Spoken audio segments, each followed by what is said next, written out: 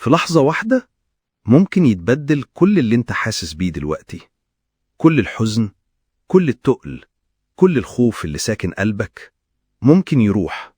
بس لازم تسمعني للآخر، مش علشاني ولا عشان الصوت ده مريح، لكن علشان الكلام اللي جاي هو بالظبط الرد اللي كنت مستنيه من ربك. كل حاجة اتأخرت، كل حاجة قلت عليها ليه مش بتحصل، هي جاية بس متأخرة علشان تكون أكبر وأكتر وأجمل. ربنا مش بيأخر رزقك ولا فرجك علشان يكسرك، هو بيأجله علشان يقويك ويخليك تشيله. اللي جاي مش بسيط، وعلشان كده كان لازم تمشي السكة دي وتعدي من وجعها علشان تبقى جاهز تستقبل النعمة من غير ما تضيعها. حاسس بالوحدة؟ حاسس إنك بتواجه الدنيا دي لوحدك؟ إن محدش فهمك ولا حتى حاول يسمعك؟ بصلي هنا واسمعني.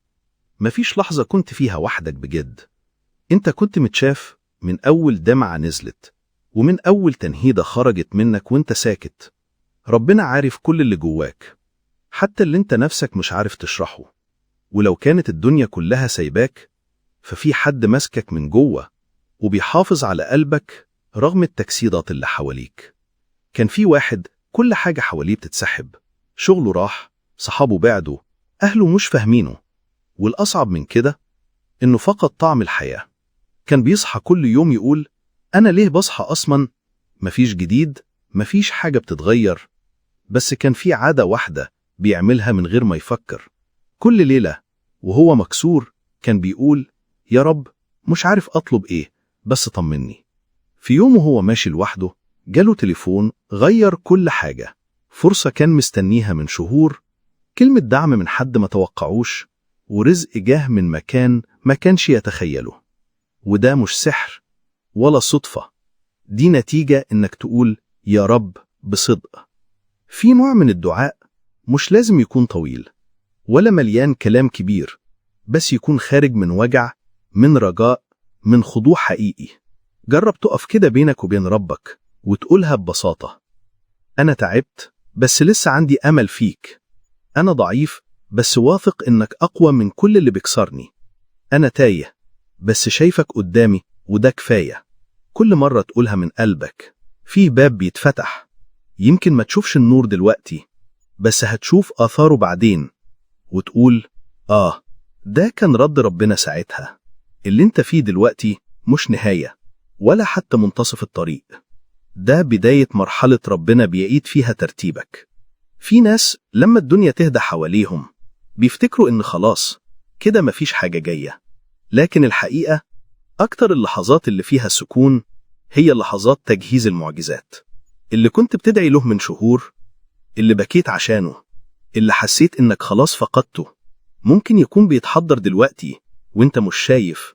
ربك مش بيشتغل بعينك، هو بيشتغل بحكمته. في إشارات ربنا بيبعتها بتكون بسيطة جدا بس معناها كبير، ولو قلبك صاحي هتفهم إن الرسالة وصلت. زي إيه؟ إنك تبدأ تلاقي هدوء داخلي فجأة من غير سبب، إنك تقوم تصلي قيام الليل بعد ما كنت نسيه، إنك تلاقي حد يكلمك بكلمة كنت محتاجها من شهور، أو حتى تبكي وتحس إنك خفيت بعد البكاء.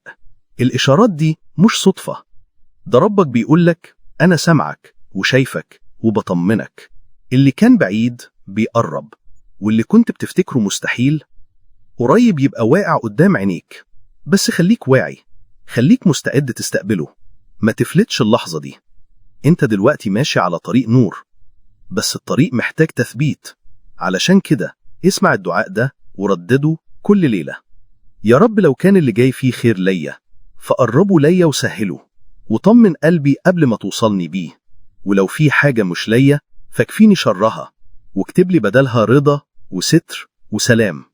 خليني راضي حتى لو اتأخر، حتى لو ما جاش، طالما انت اللي بتدبر فأنا مطمئن. انت مشيت معايا الرحلة دي كلها من أول الوجع لحد لحظة الرجاء، ولو قلبك ارتاح أو دمعت عينيك أو حتى حسيت إن الكلام دخل جواك، فأنت فعلا كنت محتاج الرسالة دي.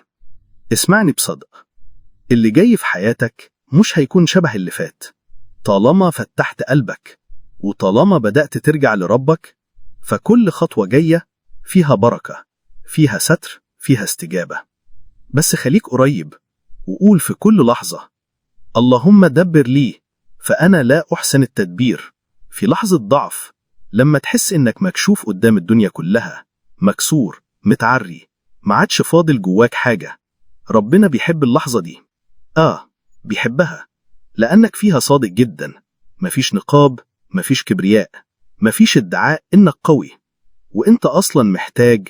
ويجي الوقت اللي بتتقلب فيه كفتك، وكل اللي كنت فاكره ضدك يبقى في صفك، كل اللي حسيت إنه نهاية يطلع بداية. وده مش لأنك تستاهل أكتر من غيرك، لكن لأنك خضعت فعلا، وساعتها ربك تولى أمرك بجد. في ناس فقدت كل حاجة بس ما فقدتش الدعاء. عارف ليه؟ لأنهم فهموا إنه مش وسيلة، ده حياة. الدعاء مش مجرد طلب، ده اعتراف إنك عبد، وإنك فقير، وإنك مش قادر. والاعتراف ده هو أعمى مرتبة توصل بيها للغنى عند الله. حتى لما ما يكونش عندك كلام، قول: اللهم إنك تعلم وإني لا أعلم، فاختر لي ولا تتركني لنفسي. الجملة دي كأنك بتسلم نفسك بين إيدين حكيم عارفك أكتر مما تعرف نفسك. الناس فاكرة إن الابتلاء دايما عقوبة، لكن الحقيقة أشد الناس بلاء هم أقرب الناس إلى الله. ليه؟ لأنهم اتحملوا، لأنهم صبروا. افتكر، يعني وانت جوه الألم في نور بيتمهد ليك، في لحظة بتحصل وانت سايب السماعة شغالة، وفجأة تحس إن الجملة دي اتقالت ليك انت، مش لغيرك، مش عامة. انت بالاسم، انت بالوضع، انت بالحالة. لو وصلت للحظة دي فانت بالفعل بدأت تتواصل مع ربك بطريقة أصدق من الكلام، بطريقة الروح. مفيش أجمل من إنك تحس إن الكلام بيحضنك، وإن في طاقة غير مرئية بتدفي قلبك، وإنك لوحدك بس مش وحيد. عارف لما تبقى في عز الليل والدنيا كلها ساكتة، وفجأة قلبك يتهز ويجيلك يقين إنك مش لوحدك، إنك في حضرة رب كريم ستير حنان. اللحظة دي كنز، والمشكلة مش إنك توصلها، المشكلة إنك تفضل فيها وتحافظ عليها. إزاي؟ ببساطة استمر في الاتصال، ولو حتى بدعاء بسيط أو بكلمة: يا رب لا تتركني وحدي لحظة. خلي لك لحظة كل يوم تبقى بينك وبين ربك بس. اقفل الموبايل، سكت كل الأصوات، واسمع أنين قلبك وهو بيكلمه. جدد نيتك حتى في الأكل والشرب والنوم. خلي كل حاجة تبقى عبادة، حتى سكوتك. لما تحس إنك بتبعد، ارجع بسرعة. قول: اللهم لا تسلبني ما أنعمت علي به من يقظة قلبي. يلا نقفل بالدعاء اللي ممكن يكون بداية صفحة تانية في حياتك. ردده ورايا: يا رب، إن كان في قلبي شيء لا يرضيك فطهره وبدله بما يرضيك عني، وإن كانت نفسي ميالة لما يؤذيني فاهدها وخذ بيدي بلطفك، وإن كنت لا أعلم الطريق فدلني، وإن كنت أعلم فقوني عليه. ارزقني راحة لا تزول، وقلب لا يتقلب، ويقين لا يهتز، وأمل لا ينقطع، وتوفيقا لا يفارقني ما حييت. اجعل لي من كل ضيق مخرج، ومن كل هم فرج، ومن كل دعاء استجابة، ومن كل صبر جزاء. واجعل ختام هذا الفيديو بداية لحياة كلها قرب منك يا أرحم الراحمين.